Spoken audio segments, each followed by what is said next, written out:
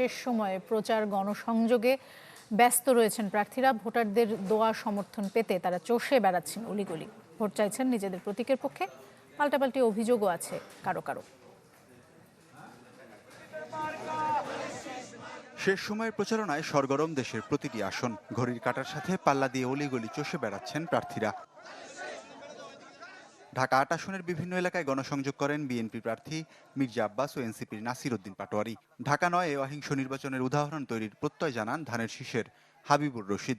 নিজেরা যা করবে সেটা অন্য দলের উপরে চাপিয়ে দেবে, কারণ এই কাজগুলো করার স্কোপ তাদের আছে, বিকজ তাদের সরকারি এখন ক্ষমতায়, বিএনপি এখন ক্ষমতায় না। বিএনপি এখন ক্ষমতায় না, এটা বুঝতে হবে জনগণকে।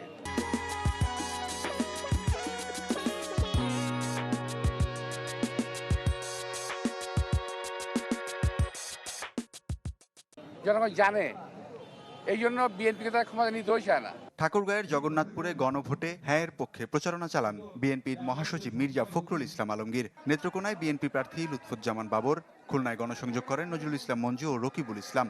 প্রচারণা ও পথসভা করেন হবিগঞ্জ ৪-এর বিএনপি প্রার্থী মোহাম্মদ ফয়সাল।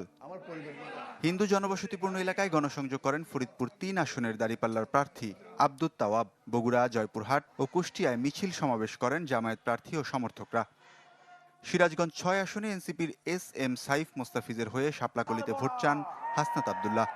যারা ভোট কেন্দ্র দখলের প্রস্তুতি নিচ্ছেন, আপনাদেরকে বলতে চাই, এবার যদি তরুণ প্রজন্মের বিরুদ্ধে গিয়ে আপনারা ভোট কেন্দ্র দখল করার কোনো চেষ্টা করেন, আপনারা বাড়ি ফিরে যেতে পারবেন না।